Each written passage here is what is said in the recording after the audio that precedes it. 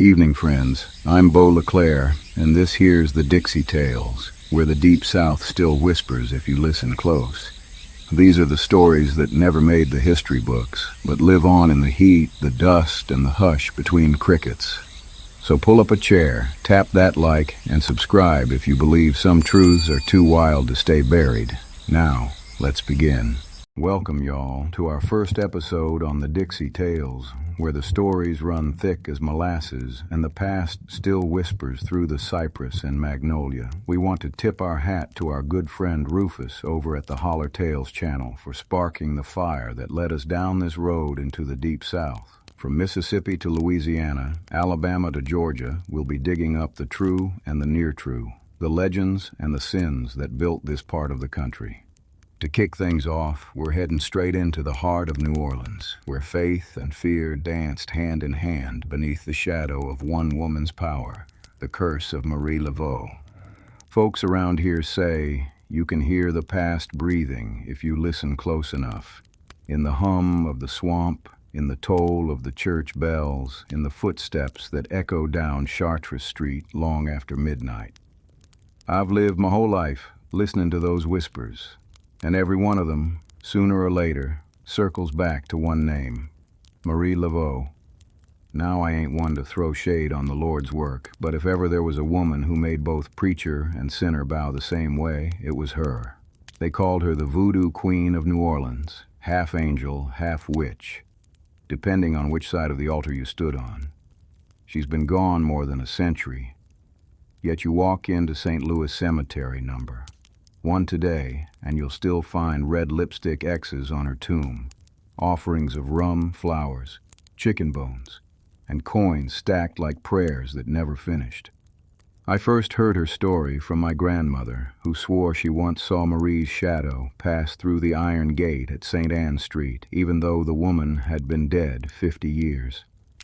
Granny LeClair was a good Catholic, rosary, beads, candles, and the whole kit. But when she told that story, her voice dropped to a whisper, like she feared Marie might be listening from the rafters.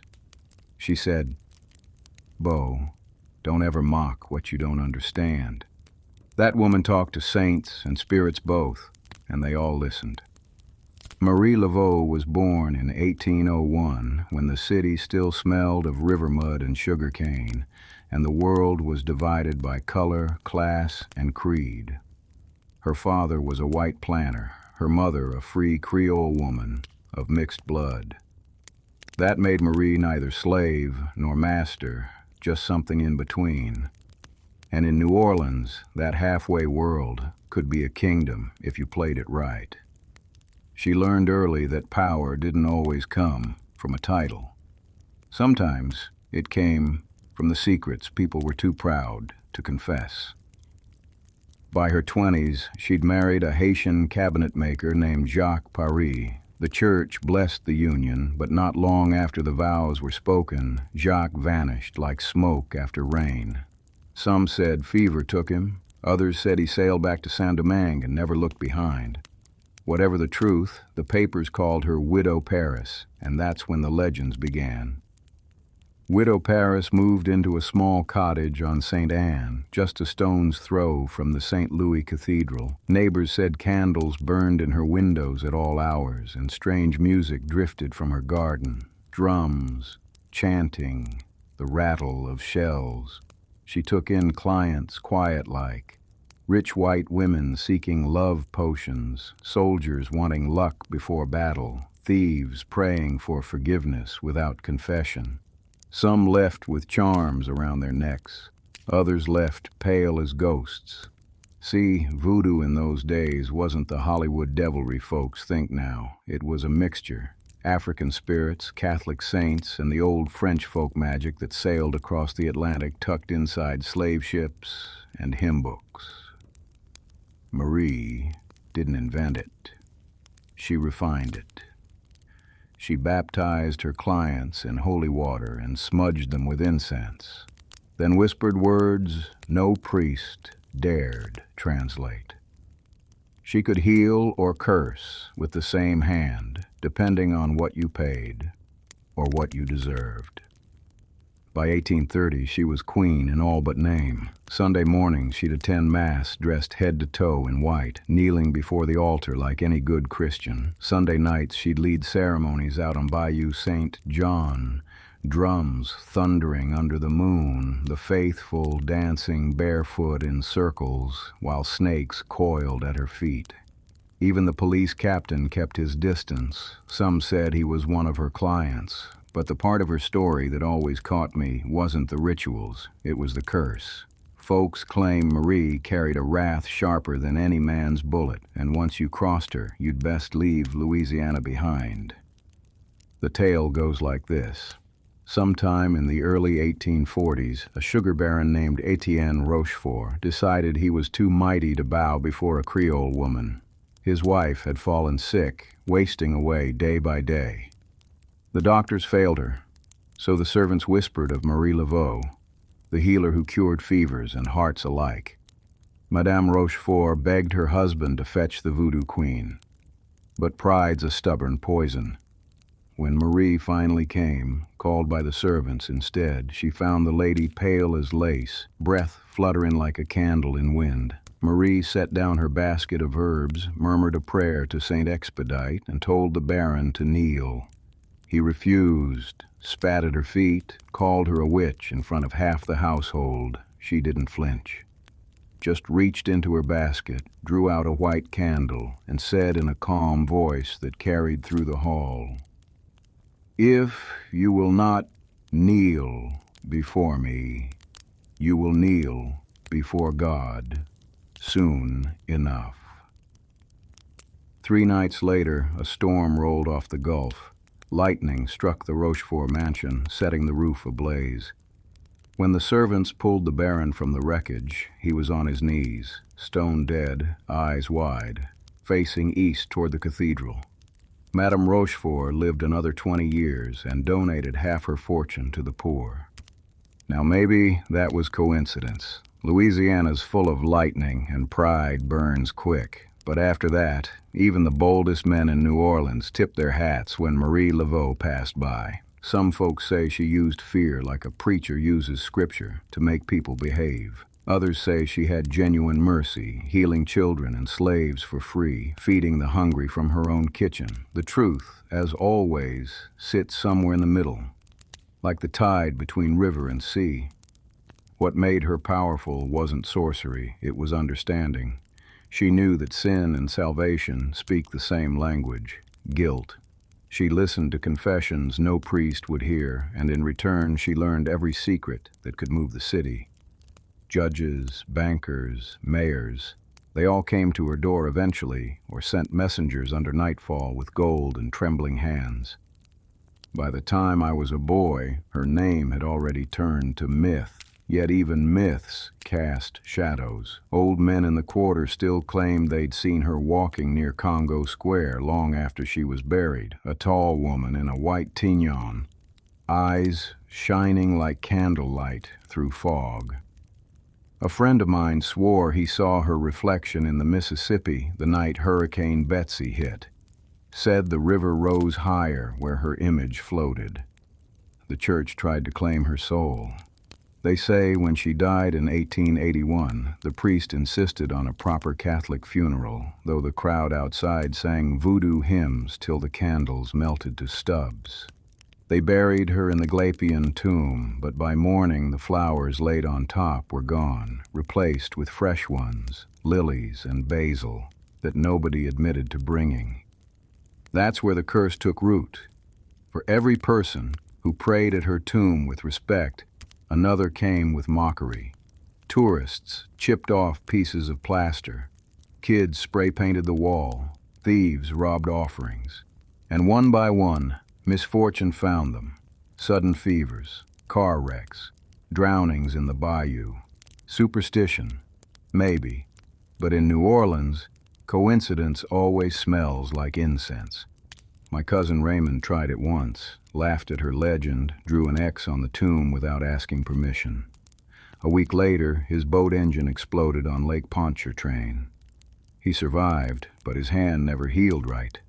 After that, he left flowers every June 23rd, the eve of St. John's Day, the night Marie's followers still gather to honor her. I went myself one year, back in 1972. The city was different then, dirtier, louder, full of the same restless energy that's always lived in its bones.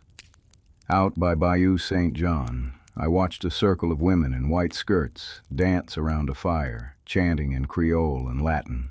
In the middle stood a tall priestess with a snake draped across her shoulders. She looked up once, caught my eye, and smiled the kind of smile that freezes your heartbeat. She said, "She remembers you, Beau." I don't pretend to know what that meant. Maybe nothing, maybe everything, but that night the air smelled like rain and roses, and when thunder rolled across the bay, I swear it sounded like a woman laughing. That's Marie Laveau for you, part saint, part storm, the woman who made the devil kneel and left New Orleans forever changed. They say every saint in this city has a sinner for a shadow. That's what makes New Orleans different from anywhere else on God's map. You can walk from a cathedral to a brothel in 3 blocks flat, and both places will smell of candle wax and rum. Down here, faith don't come from pews. It comes from survival. Marie Laveau understood that better than anyone. She didn't just practice voodoo, she wove it into the city's pulse. Every prayer, every scandal, every bargain whispered behind lace curtains. Somehow, it all ended up at her feet. And in the 1840s, when cholera came creeping through the quarter, that power turned from rumor to necessity. The priests were dying, same as the beggars. Coffins lined Rue St. Philip like fence posts. The hospitals overflowed, and folks started asking who could stop death when doctors couldn't. That's when Marie took to the streets.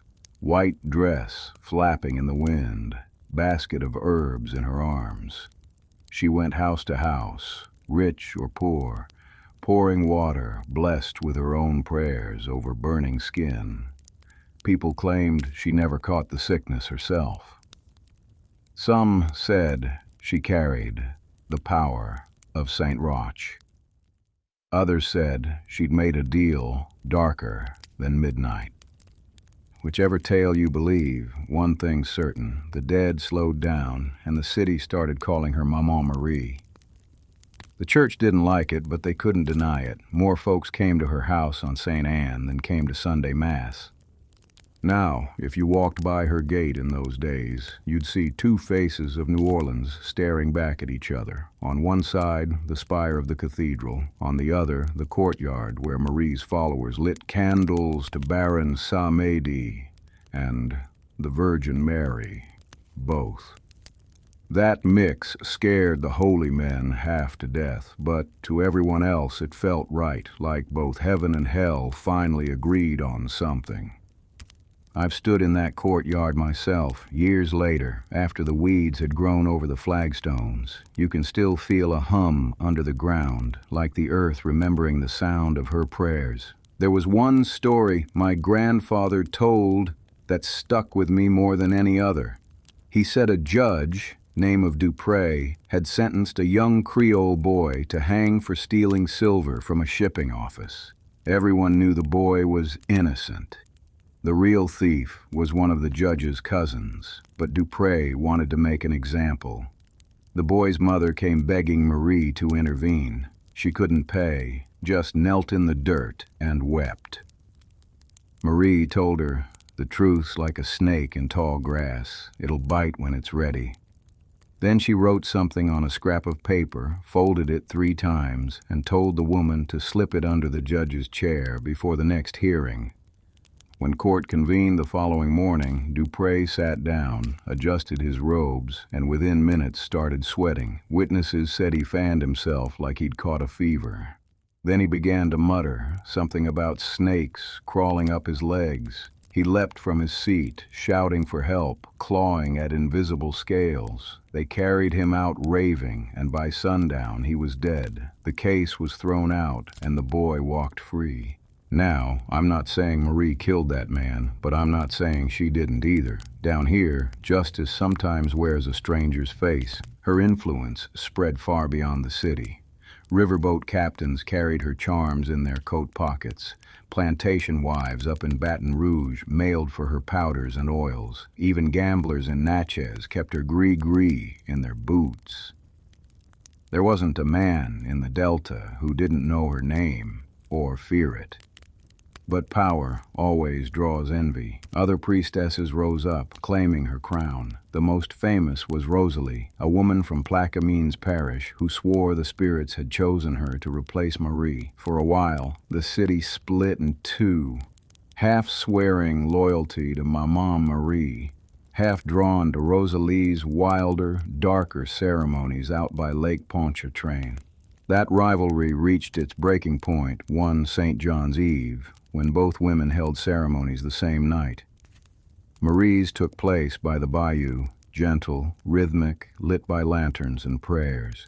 Rosalie's was said to be something else entirely. Folks who wandered near her camp claimed to see fire that burned blue, hear voices chanting words no human tongue could shape. One fisherman said the water itself rose in waves, though there was no wind. By morning, Rosalie's camp was empty. No trace of her or her followers, just charred earth and a single white snake skin coiled like a crown. Marie never spoke of it, but after that night nobody challenged her again. The church called it coincidence. The locals called it warning. I call it balance. Every empire, even one built on prayers and fear, must defend itself.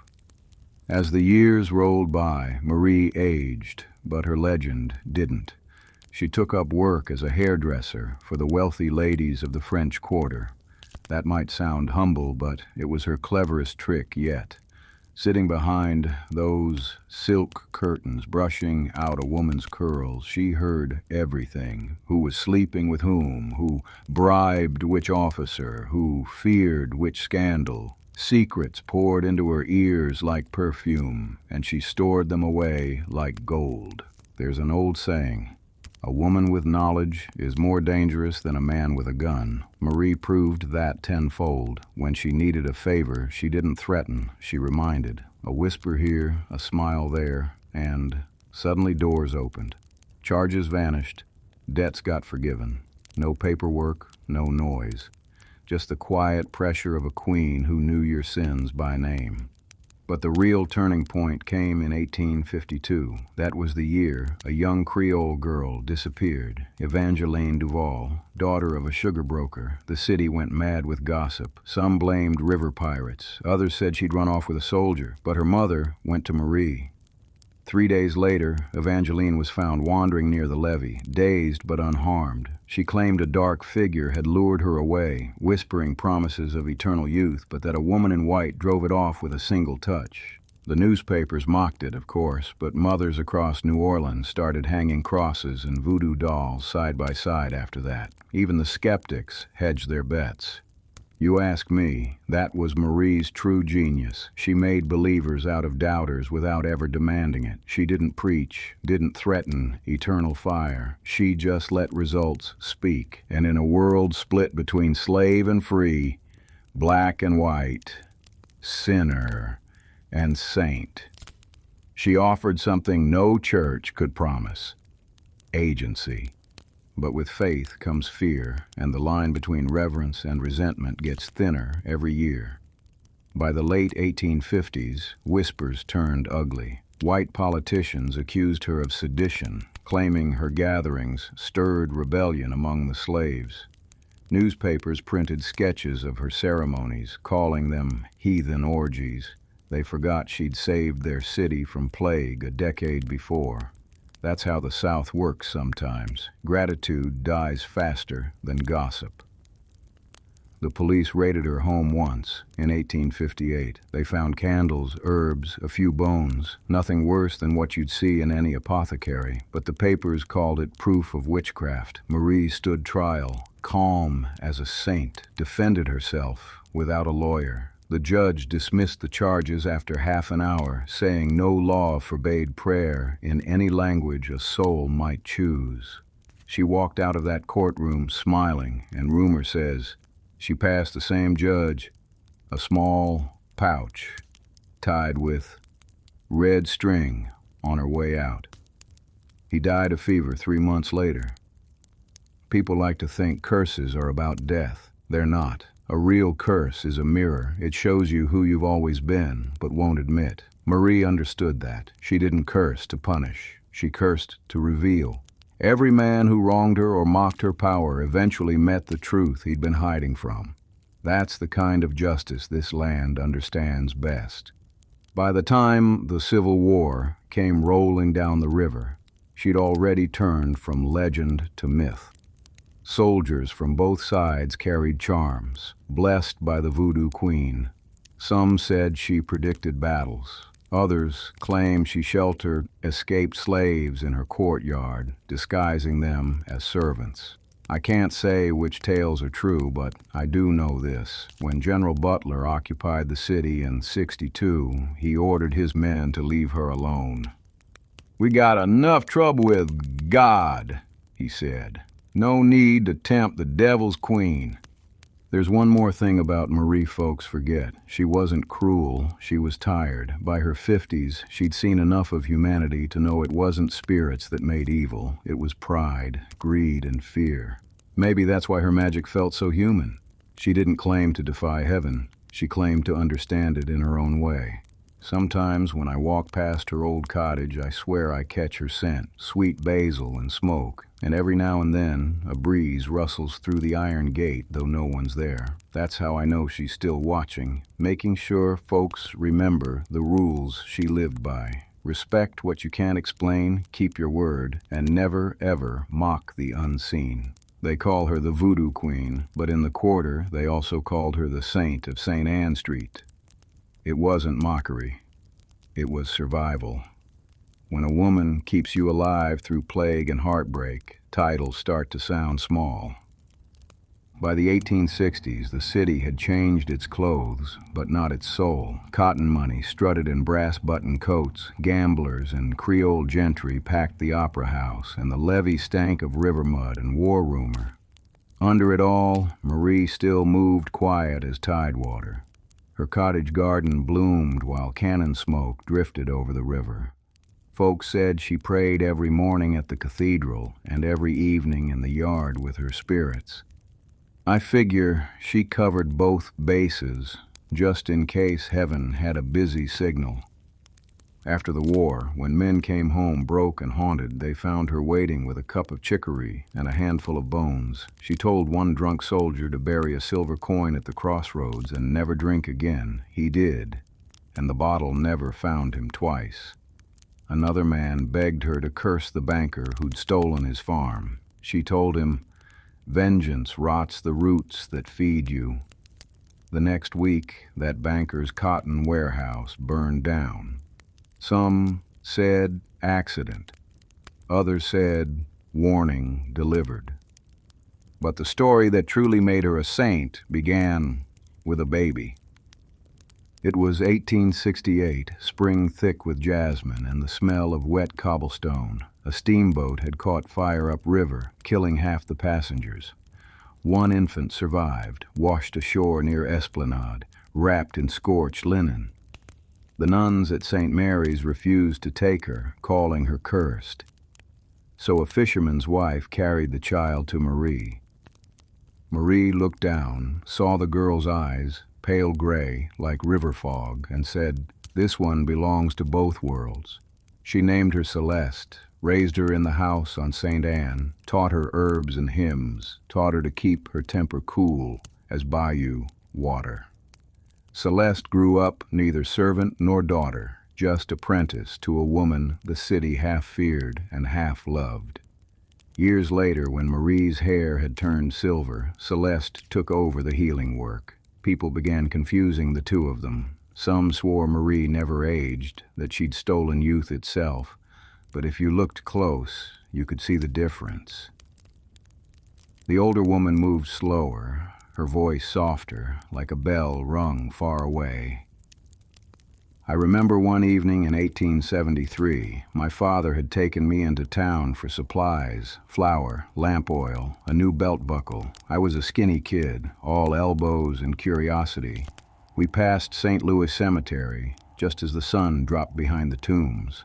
I saw a woman kneeling there, lighting 3 candles on a grave. She turned her head, and I swear those eyes caught mine, gray as moonlight, calm as judgment. She nodded once. Later, Daddy said, "Oh, boy, you best mind your manners." That was Miss Marie. Not long after, yellow fever struck again. The hospitals filled, the bells tolled without rest. Marie and Celeste walked door to door, burning incense, rubbing camphor on foreheads. The doctors laughed till their own nurses fell sick. When the fever passed, the only section of the quarter spared worst was the one closest to St. Anne Street. Folks didn't need statistics. They had proof in breath and bone. The governor's wife sent her thanks in a gold locket. Marie sent it back with a note. Gold don't heal. Charity does. That locket sits in the museum now, behind glass. But the note went missing years ago. Maybe the spirits kept it. Now some claim the church made peace with her in those later years. I doubt it. Priests tolerated her because they couldn't outpray her. But one Jesuit, Father Fontenot, did visit often. He'd sit on her porch drinking chicory and quoting scripture while she ground herbs. They argued gentle, like 2 musicians tuning the same song in different keys. He asked once if she feared damnation. She answered, "Only the kind men build on earth." He wrote in his journal that she possessed more mercy than doctrine. That line got him reassigned to Baton Rouge. But I think he was right. Marie's fame reached every corner of the South by then. Travelers came from Savannah, Mobile, even as far as Charleston, to see the woman who healed the hopeless. Some brought money, others just tears. She took both with the same steady hands. Yet power, even holy power, starts to fade when the body tires. Around 1879, she took sick. Not dramatic, just old.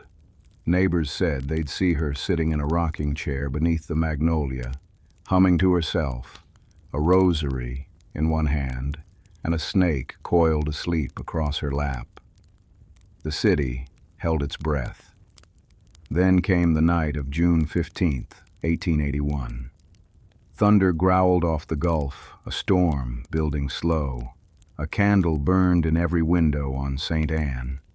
At midnight, the wind rose and the candles went out all at once. By morning, word spread. Marie Laveau was gone.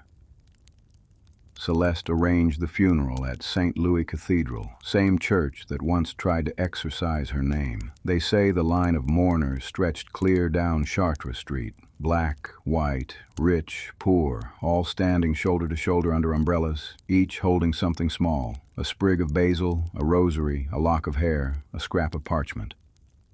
When the bells tolled, even the drunks fell silent. They laid her in the Glapian family tomb. The priest spoke Latin, the crowd answered in Creole. When the coffin slid inside, a white dove flew from the rafters and vanished into the storm. No one knows where it came from. That night, lightning hit the cathedral spire but left it standing. Folks took it as a sign, heaven announcing a new saint, one it hadn't voted on. In the months after, strange things started happening. Sick children recovered after their mothers whispered prayers at her tomb. A gambler who'd lost everything claimed he dreamed of her pointing to an ace hidden in the deck. He woke up, found it, and won back his fortune. And one undertaker swore a candle on her grave never blew out, no matter how hard the wind.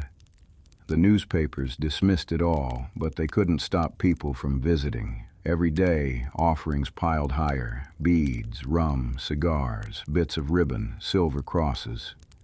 The caretakers complained, but they never touched the gifts. The one who did, old Marcel the watchman, dropped dead within a week. His replacement swept around the tomb instead of on it. Years later, Celeste vanished too. Some said she moved to the Bayou. Others said she simply walked into the river one night and became part of the current. Either way, folks noticed the candles on Marie's grave burned brighter after that. That's why, to this day, people mark 3 X's on her tomb. First X for a wish, second for gratitude, third for respect. You make the wish, spin 3 times, and leave an offering, but you'd best keep your promise. Break it, and the curse follows close, as a shadow in August heat. I've seen that curse work quick. In 1982, a tourist laughed, said all this was nonsense, drew his X's in red spray paint. Next morning, he slipped on the cemetery steps and shattered his ankle. Coincidence maybe, but in New Orleans, coincidence always keeps receipts. Sometimes I walk by that tomb at dusk. The air turns heavy, like the whole city holding its breath. You can hear streetcars clanging far off, smell rain and bourbon. And I swear, if you stand still enough, you'll hear her voice, low, melodic, humming some tune the river itself remembers. They say saints live in heaven. Maybe so. But down here in the Crescent City, we keep ours close, behind iron gates and Spanish moss, where prayers and curses share the same address. They say blood remembers what the tongue forgets. Maybe that's why Marie Laveau's story never really ended, it just changed faces. After her death, people started whispering about a new figure walking the quarter at twilight. A tall woman dressed in white, skin the color of café au lait, with eyes like storm clouds before the rain. Some called her Celeste. Others said she was Marie, reborn. Whatever the truth, the people of New Orleans didn't much care. They needed a protector again, someone who could listen when the heavens went quiet. And that's how the legend of the Daughter of Two Worlds began. Celeste had grown up between shadow and sunlight. Marie had taught her both, how to pray and how to conjure, how to read scripture and the wind. She could quote the Psalms in Latin, then turn around and speak to the spirits in Creole. Her voice low and melodic as the river.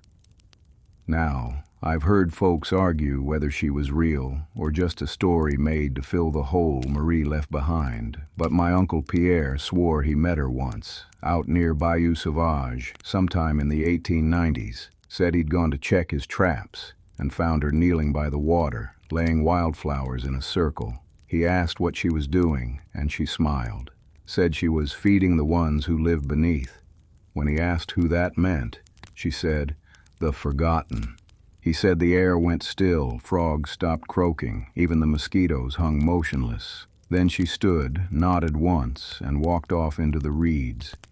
He never saw her again, but when he got home that night, his youngest daughter's fever broke without medicine. He always figured the two events were linked. Celeste's power, if that's what it was, seemed softer than Marie's. Less thunder, more rain. She didn't curse, she soothed. Didn't command, she asked.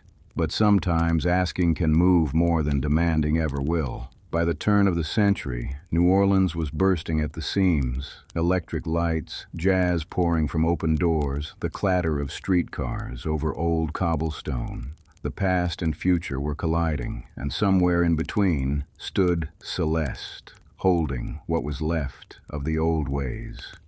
She became the city's quiet conscience, working in the margins where prayer met superstition. The church still didn't trust her kind, but the priests had learned something since Marie's time.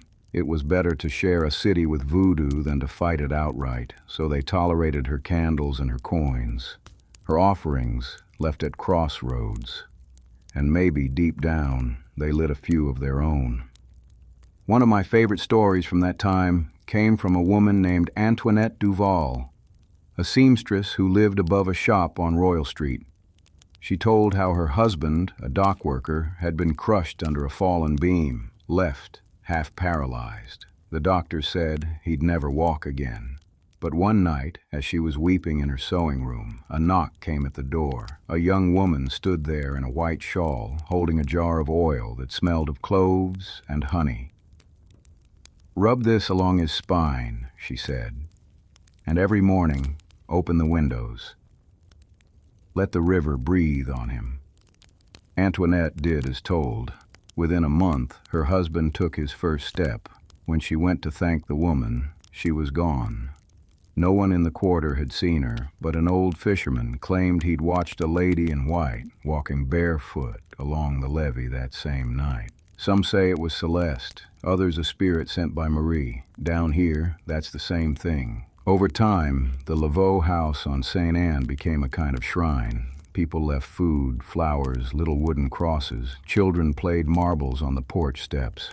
Celeste tended the place like a chapel, sweeping the stoop every morning, singing in a language no one could name. Sometimes, when someone was in pain, or lost their job, or got word of a death upriver, they'd leave a note under the gate. By morning, it would be gone, and within days, the burden would lighten. But balance always demands its toll. In 1902, a fire swept through part of the quarter. Rumor blamed faulty gas lamps, but a few old-timers said it started when a jealous rival priest lit a candle with malice instead of faith. Flames jumped house to house, devouring everything in their path, except the Laveau cottage.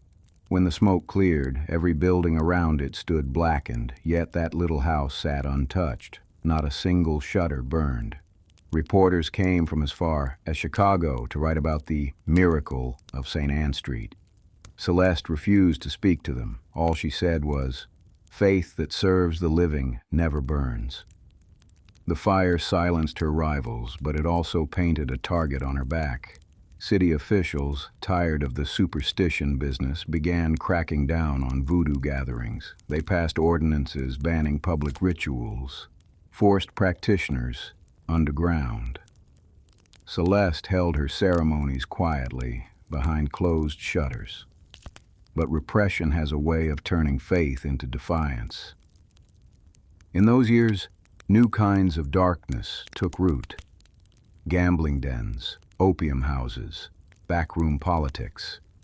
The city dressed itself in progress, but smelled of sin all the same. And whenever something went wrong, a child missing, a businessman ruined, they blamed it on voodoo. Easy scapegoat. Celeste didn't fight back with words. She just kept healing, kept listening, kept lighting candles. That quiet grace is what made her dangerous. You can fight a preacher, but you can't fight a mirror that shows you your own cruelty.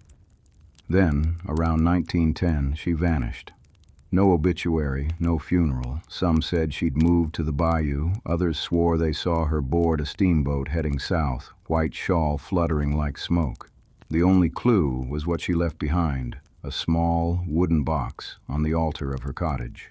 Inside, 3 things: a rosary, a snake skin, and a note written in faded ink. It read, "The river takes what it gave.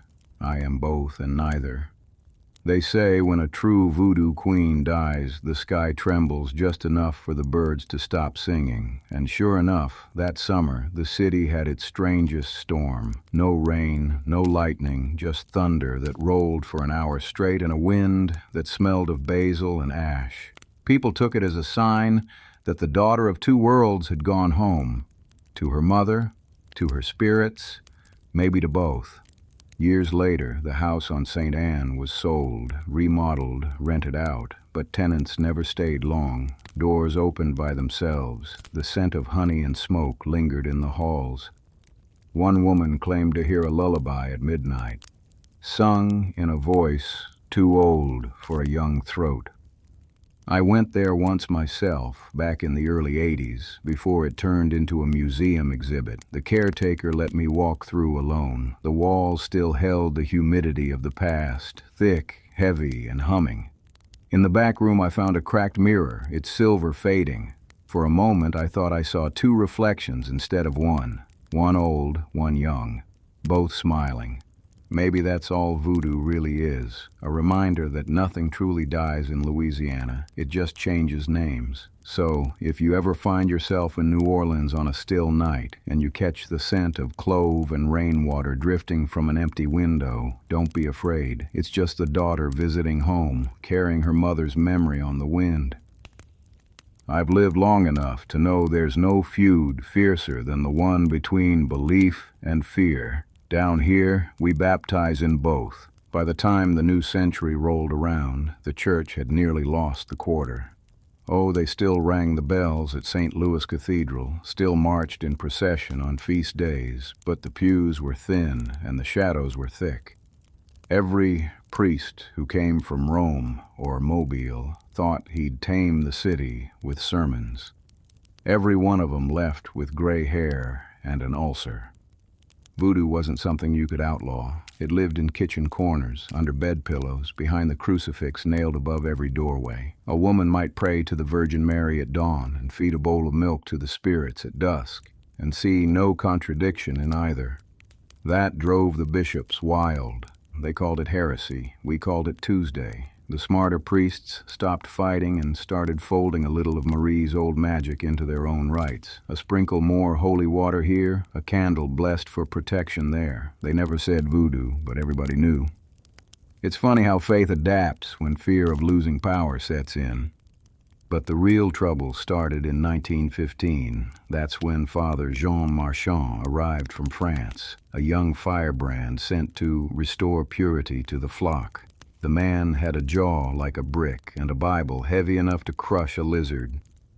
He preached hellfire from the pulpit till the rafters shook, called voodoo the devil's whisper, claimed every sickness in New Orleans was punishment for our pagan indulgence. Folks tolerated him at first. You can't blame a foreigner for not knowing our ghosts, but when he started naming names, the quarter turned cold. He had a list, drawn up from confession rumors, midwives, herb women, musicians, dockside healers. Said they were consorting with demons. He didn't know what kind of demons he was stirring. One of the women he accused was old Yvette Fontenot, descendant of the very same line Marie once blessed. Yvette kept a candle shop on Dauphine Street, quiet woman, always humming. When the father burst into her shop, demanding she renounce the spirits, she just smiled and said, "Padre, your God and mine have been neighbors longer than you've been alive." He smashed her altar and stormed out. That night, the church bell tolled once, all by itself. No wind, no rope. Folks swore they saw fireflies swirling round the steeple like sparks. The next morning, Father Marchand woke blind. The doctors blamed infection, but he swore he could still see one thing: a woman in white standing at the foot of his bed, whispering prayers in a tongue he didn't know. They say he resigned a week later and sailed back to Marseille. After that, the city stopped pretending the cross and the cauldron were enemies. Most learned to live side by side. The church blessed the poor. The root workers cured them. The saints got Sundays. The spirits got every other day. Still, there were always fools who wanted to test the line. During the 1930s, a group of businessmen decided to clean up the quarter, turn it respectable for tourists. They bulldozed old homes, paved over shrines, even dug up part of St. Roch Cemetery number 2 to make room for a parking lot. The night they broke ground, thunder rolled though the sky was clear. By morning, 2 bulldozers were found sunk axle-deep in dry dirt, like the earth itself had swallowed them. The foreman quit, said he heard voices humming through his hard hat, a woman's voice, soft and sharp at once. They paved the lot anyway, but none of the businesses built there lasted more than a year. Folks call it the cursed block now. Every generation has to relearn respect the hard way. Even the city's own police found that out in the 1950s. There was a task force back then called the Moral Detail. Fancy name for men paid to raid fortune tellers and voodoo shops. They'd bust in, haul folks to jail, burn the herbs. One night they hit a house off Claiborne that used to belong to Marie Laveau. The sergeant mocked the altar, kicked over a bowl of water, called it swamp superstition. Next day, his patrol car stalled on the causeway. He stepped out to check the engine and dropped dead, lightning from a clear sky. His partner swore the radio crackled right before it hit, a woman's voice whispering, "Leave them be." Now, I ain't saying the Laveau women strike people down from heaven. Maybe guilt carries its own thunder, but I know this. Ever since that day, the moral detail stopped raiding houses after sundown. Through the years, the church kept trying to claim her legacy.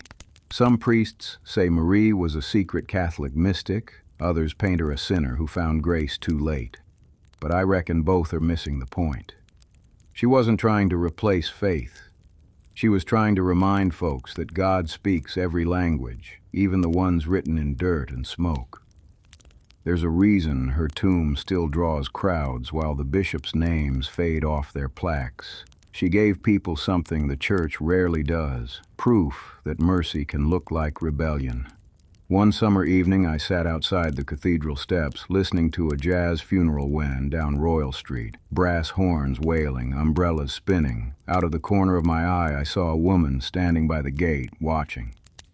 White dress, gold cross, a smile just a touch too knowing. Then she was gone, swallowed by the crowd. The air smelled of basil and bourbon. Sometimes I wonder if the curse ain't a curse at all. Maybe it's protection, a fence around a story too sacred for the careless. So the next time somebody tells you voodoo's dead, or that the church won the war for souls in this town, you tell them to take a midnight stroll through St. Louis number 1. Tell them to listen close between the hymns and the jazz and see which voice they hear louder. Down here, the cross and the candle burn from the same flame. There's a saying we have down here, New Orleans don't bury its dead deep enough. Maybe it's the water table, maybe it's the sin, but this city's ground can't hold its ghosts. They float just under the surface, polite most days, but restless when the air turns heavy. Folks think of Marie Laveau like a chapter that closed, but she never left. She just learned how to linger. The French Quarter's built like a stage, every street a backdrop, every balcony a curtain. I've walked those alleys past midnight when the tourists are gone and the street sweepers haven't yet come, and I swear you can hear echoes from centuries ago. Carriage wheels clattering over cobblestone, a woman's laughter that dies too quick, a hymn hummed low behind a shutter. The quarter never sleeps. It dreams with its eyes open. Most hauntings around here ain't the Hollywood kind. No chains, no screaming specters. They're quieter. A smell, a flicker, a change in air pressure that makes your heartbeat stumble. Take the old convent on Ursuline Avenue. Used to be a haven for orphaned girls back when yellow fever hit. The sisters kept the children safe till the sickness took them one by one. Now, on hot nights, locals say you can see small hands pressed against the upper windows, little prints that fade as you approach. The priests blame humidity, but when you stand outside in that silence, hearing faint humming from inside, you start to think maybe those orphans just stayed put, waiting for another Marie to come bless them. Then there's Lafitte's blacksmith shop, oldest bar in America, or so the sign boasts. I've spent a few evenings there myself, sipping bourbon by candlelight, watching shadows dance up the old brick walls. Some say the pirate Lafitte still leans in the corner, smoky and smug, keeping watch over his gold. But the barkeep swears the other presence, the one by the hearth, is Marie. Says she visits when storms roll off the Gulf. She stands near the flames, face half lit, eyes soft, humming to the rhythm of rain on the roof. Nobody feels afraid when she's there. They just go quiet, respectful. The barkeep leaves her a glass of dark rum after closing. It's always empty by morning, but not all her ghosts are gentle. In the Treme district, where the brass bands practice till dawn and the air smells of gumbo and gasoline, there's a narrow lane called Dumaine Alley. Folks avoid it after midnight. Too many stories. One says a man once tried to sell fake Laveau charms there back in the 20s, scamming tourists for quick cash. He vanished one night, left his stall open, candles still burning. They found him 2 days later at the river's edge, mouth full of salt water and river reeds. The police called it drowning. The old women just said, "That's what greed buys you when you borrow a queen's name." I knew a jazz trumpeter once, called himself Benny Blue. He played at Preservation Hall, slick suit, voice like molasses. One night after a late gig, he told me he'd met her. Not a dream, not a vision. Said he saw Marie herself standing in the alley outside, waiting in the mist. She told him, "Don't play for the living tonight. Play for the ones who never heard the end of the song." Benny went back inside, blew a solo so mournful, half the audience cried. He died in his sleep that same night, trumpet still in his lap, a faint scent of sage in the room.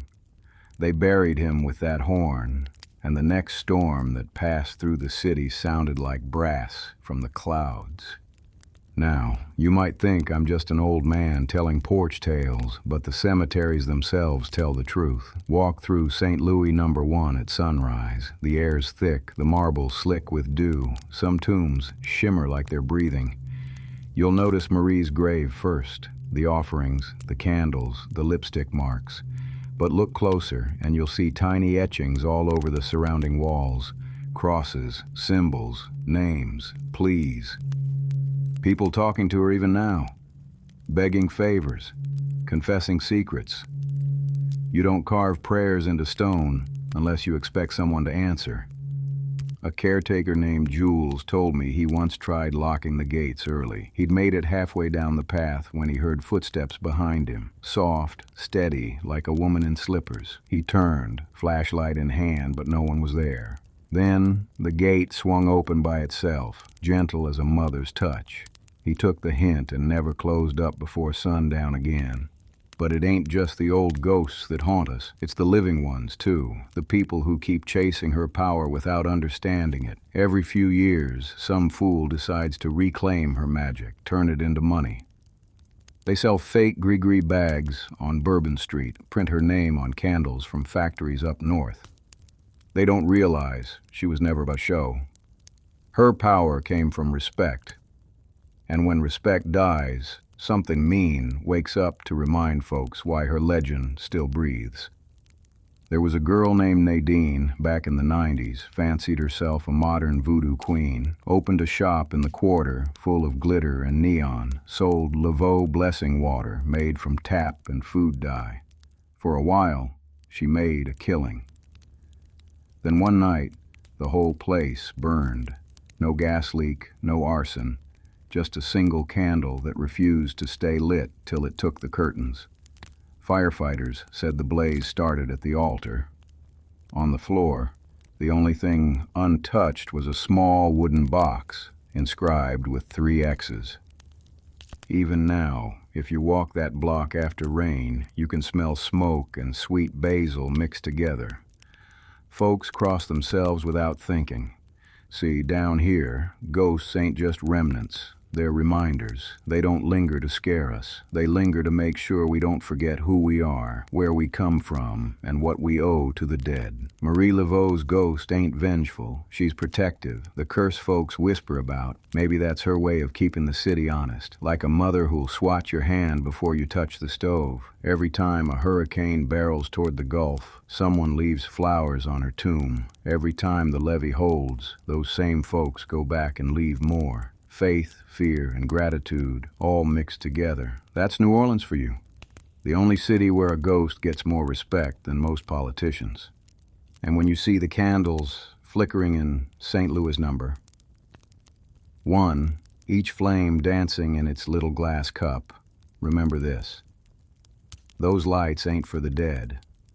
They're for the living, so we don't lose our way in the dark she left behind. Hurricanes got their own kind of memory down here. You can move houses, build levees, pave the roads with concrete so thick it hums, but the wind still remembers the old paths, and when it comes, it don't ask permission. Every time one's on the radar, folks rush to church or the grocery store, sometimes both. They fill their bathtubs, tape their windows, pray to St. Jude and the weatherman alike. But there's another ritual most outsiders don't know. A quiet one. It happens every storm season in St. Louis Cemetery No. 1. The faithful, the fearful, the curious, they leave offerings on Marie Laveau's tomb. Fresh flowers, rum, cigars, dolls wrapped in white cloth. Some come with tears in their eyes, others just mutter, "Keep us safe, Maman Marie." They say the more the storms threaten, the more candles appear. I've seen it myself, before Katrina, before Ida.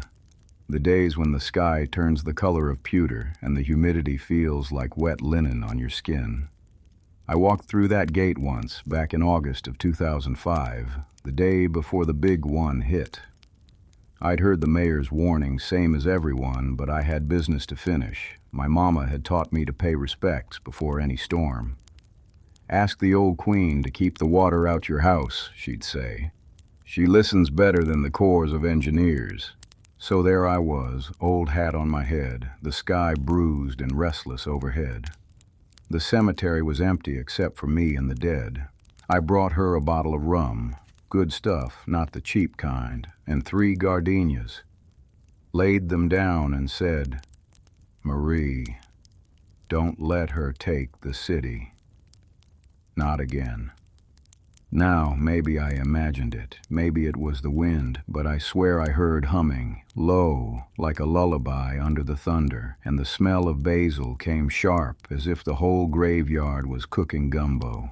The next day, when the levees broke, I watched the news like everyone else, water swallowing neighborhoods, people clinging to rooftops.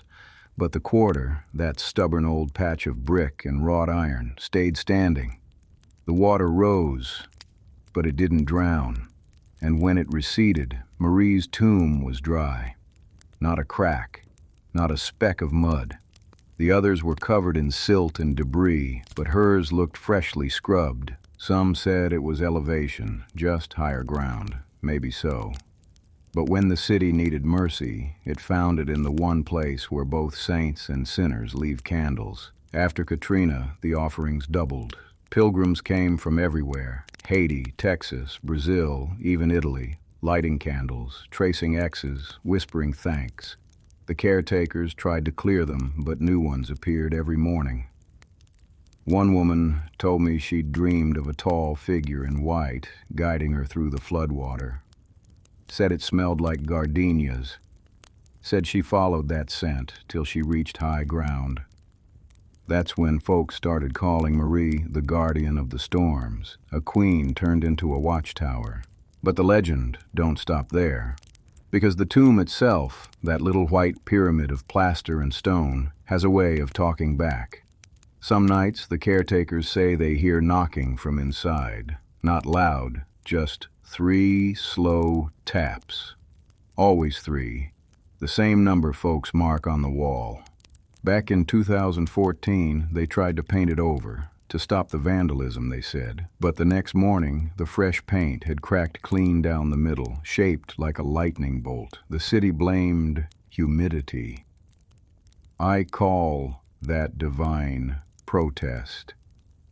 I've seen the tourists come and go, cameras flashing, guides talking about the mystery of voodoo like it's a circus act. They don't understand that this ain't a story. It's a covenant. Every offering's a piece of that old bargain between the living and the dead. You keep her name clean, she keeps your house dry. Simple as that. Once, a young priest, can't recall his name, decided he'd had enough of pagan nonsense. Went to the cemetery to bless every tomb, said he'd cleanse it in the name of the church. When he reached Marie's, he hesitated, said he felt a heaviness in the air. Still, he sprinkled the water, said his Latin, and turned to leave. A gust of wind snatched his stole clean off his neck and carried it down the row. He chased it, but it vanished before his eyes. Later that week, he left New Orleans, joined a mission in Montana, told folks he needed drier air. It ain't always miracles and mercy, though. The tomb's got a temper, like its keeper once did. One Halloween, a group of college kids decided to sneak in after dark, brought beer, a Ouija board, the whole fool's kit. They spray-painted a skull on the wall and started mocking the old queen, laughing about curses. An hour later, a lightning strike hit the gate, blew the lock clean off. Nobody was hurt, but the heat melted their board to ash. When the cops found them, they were sitting silent, soaked in sweat, not a word between them. They never came back. Superstition, sure. Coincidence? Maybe. But in this city, coincidences keep the lights on. After the storms, after the rebuilding, New Orleans always returns to its rituals. The brass bands march, the parades roll, and Marie's tomb stands quiet, white as bone, watching. I like to think she doesn't rest because rest was never her nature. She worked for the people, healed them, scared them, reminded them. The city still needs that. Lord knows it does. Every time we forget who we are, something comes to remind us. A hurricane, a flood, a whisper from the grave. Sometimes when I walk along Bayou Street at dusk, I see tourists heading toward the gates, cameras ready. I wonder if they know they're walking into a bargain that's older than their country. I tip my hat and let them pass. Some stories don't need proof, they just need believers. Because belief, that's the true levee holding this city up. And Marie Laveau, she's still excellent. Here's the final section, Section 8. The Queen Never Dies, told by Beau LeClair, slow and steady. That soft Louisiana twilight voice where the story finally settles but never truly ends. They say every city's got a heartbeat, but New Orleans, she's got a soul, and it ain't ever been quiet. You can hear it in the brass on Bourbon Street, in the steamboat horns crying across the river, in the way the air itself feels alive when you breathe it in. But if you listen closer, underneath all that noise, you'll catch another rhythm, older, slower. That's her, Marie Laveau. 150 years gone, yet her name still rides the air like humidity before rain. People try to make her a statue, a headline, a Halloween costume, but she don't belong to paper or paint. She belongs to the living pulse of this land, to every woman who prays over her children when the lights flicker, to every man who whispers forgiveness into the dark, hoping somebody's listening. Some evenings, when the sun drops red behind the river, I sit on my porch and watch the city breathe. The same moon that once shone on her ceremonies still hangs heavy over the rooftops. The same wind still stirs the moss.